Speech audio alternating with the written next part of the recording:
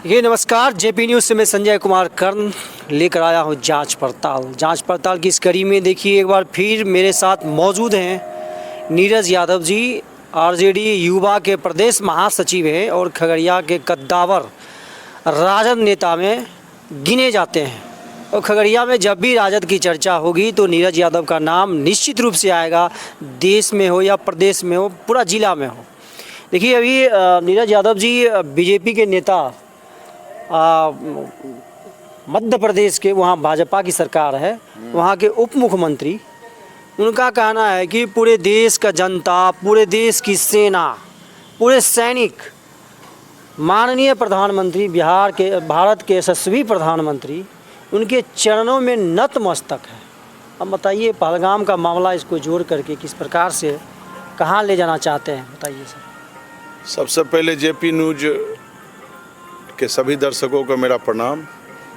देखिए, विनाश काले विपरीत बुद्धि, भाजपा का बुद्धि जो है ना भ्रष्ट हो चुका है।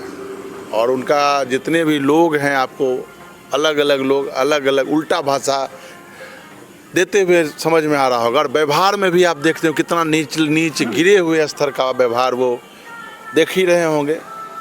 अब रहा बात इनका कि ये बोलते हैं तो ये पूरे सेना पर हमें गर्व करने की बात है।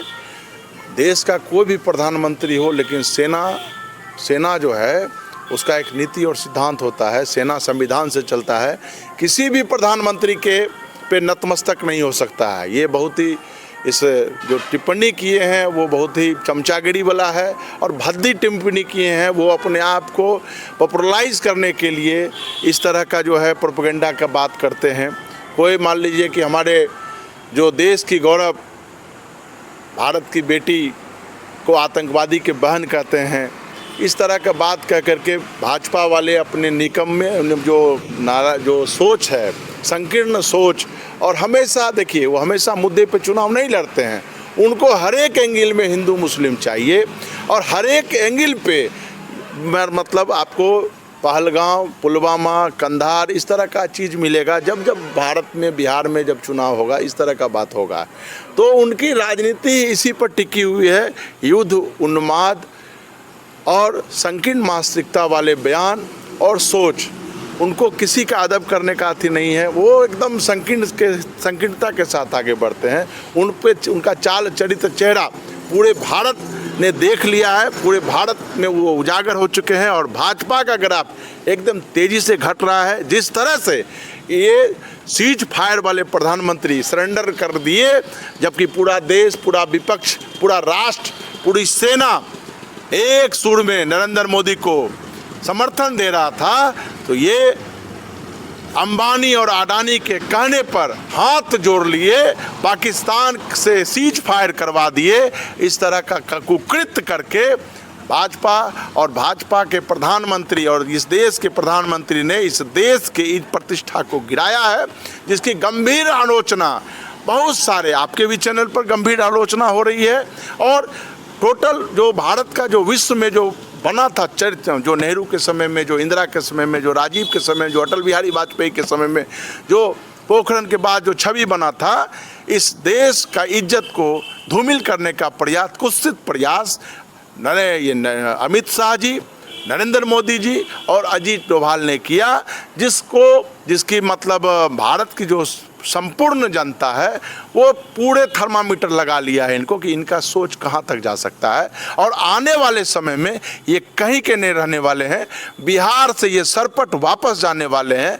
इनका चाल चरित्र अगर थोड़ा सा भी इसके सच्चाई रहता तो अभी तक ये समझ लीजिए, अब इसके जगह पर अगर विपक्ष का कोई प्रधानमंत्री और विपक्ष का कोई आदमी अगर इस तरह का बात बोलता तो अभी तक ये नंगा होकर के नाच किए रहते रोड पर। लेकिन चूंकि अब बोले तो बोले कौन? ट्रंप बोल रहा है कि मैंने रुकवाया है। बताइए, भारत के संप्रभुता पर अथी उंगली उठा रहे हैं वो कि मैंने बोला है, मैंने दादागिरी से कहा कि व्यापार। अरे भारत राष्ट्र के सामने व्यापार क्या? राष्ट्र के सामने अंबानी और अदानी क्या? वो राष्ट्र के सामने बोलेगा कि हम मतलब दुश्मन को हम इसलिए छोड़ दिए कि हमारा व्यापार बंद हो जाएगा? वैसे व्यापार को हम तिलांजलि गंगा के नदी में डाल देंगे, वैसे व्यापार करने वाले लोगों को। लेकिन राष्ट्र से झुकेगा नहीं कोई।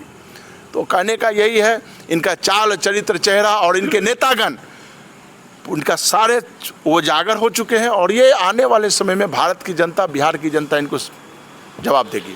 देखिए, ऐसा लगता है क्या कि बीजेपी के जितने भी लीडर हैं, जितना बड़ा गालीबाज हो, चाहे वह सेना के बारे में बोल दे, चाहे सोफिया कुरैशी को आतंकवाद की बहन बोल दे, ऐसा बात बोलने से उसका बीजेपी में उसका ग्राफ बनता है, वो मुख्यमंत्री तो बन ही सकता है। ऐसा लगता है कि उसका एक क्राइटेरिया है, एक योग्यता, एलिजिबिलिटी जो है उसका गालीबाज होना। मीडिया में थोड़ी देर के लिए वो पॉपुलैरिटी गेन जरूर करेंगे, जो उस तरह के मानसिकता के लोग ताली जरूर बजाते हैं, लेकिन जब ओवरऑल जब बात होता है तो ऐसे राजनेता कहीं के नहीं रहते हैं। उदाहरण बहुत सारे हैं और इनका जो चरित्र है, अब ये तो मान लीजिए किसी मध्य प्रदेश के डिप्टी सीएम है, इनके जितने भी डिप्टी सीएम हैं वो बैल बुद्धि हैं, ये भी एक बैल बुद्धि है, बिहार के भी एक बैल बुद्धि है। अब वो बताइए, तेजस्वी जी गए शहीद को माल्यार्पण करने के लिए, तब जो डिप्टी सीएम को बोल के जाएंगे तो उनका प्रोटोकॉल कहाँ था, उनका प्रोटोकॉल कहाँ है? तो वो बोल रहे हैं कि तेजस्वी जी हमको बोले नहीं, तो तेजस्वी जी आपके दरबान है क्या? तेजस्वी जी आपके दरबान है विजय चौधरी जी, जो आपको बोल के जाएंगे? पिए हैं जो आपको बोल के जाएंगे। तो इस तरह का बयान, बचकाना बयान देते रहते हैं मीडिया में आने के लिए। वैसे अरे मंद बुद्धि और बैल बुद्धि दोनों है ये लोग। चलिए, बीजेपी वाले मंद बुद्धि बैल बुद्धि दोनों हैं। देखिए, इस प्रकार की चर्चाएं होती रहती है। देखिए, विजय यात्रा भी निकाल रहे हैं, तिरंगा यात्रा बीजेपी वाले, लेकिन एक तरफ दूसरी तरफ क्या कहते हैं, जाने सोफिया कुरैशी को आतंकवादी की बहन बोलते हैं।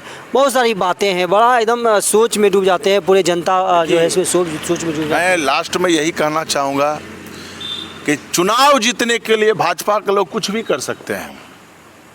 आपको शायद पढ़े होंगे, एक डीजीपी है कांग्रेस के, और जहाँ जहाँ वो घटना हुए, नलिन प्रभात, वो नलिन प्रभात पुलवामा के समय में भी थे, वहाँ पर कमांडर के रूप में थे।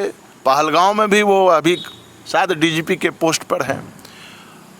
और वो क्या कहते हैं, छत्तीसगढ़ में जो नक्सलाइट हमला हुआ था उसमें 26 या 36 जवान मरे थे, वहाँ पर भी वो कमांडर के रूप में थे। तो आज इस देश में सबसे बड़ा सवाल है कि उस नलिन प्रभात जो पुलिस ऑफिसर है, उनके कार्य प्रणाली को भी और इनके साथ इनका क्या रिश्ता है, उनकी भी जांच होनी चाहिए। लेकिन चूंकि मीडिया पूरा गोदी मीडिया का टाइप बिहेव कर रहा है तो उन पे फोकस नहीं है। लेकिन आने वाले समय में जब सरकार बदलेगी तो उस पर भी फोकस होगा और जो दोषी होंगे वो निश्चित रूप से जेल जाएंगे। चलिए, बहुत बहुत धन्यवाद। आप यह कंटेंट अच्छा लगता है, ज़्यादा से ज़्यादा इसे शेयर करें, लाइक करें और JP News 23 फेसबुक पेज को फॉलो करें। बहुत बहुत धन्यवाद।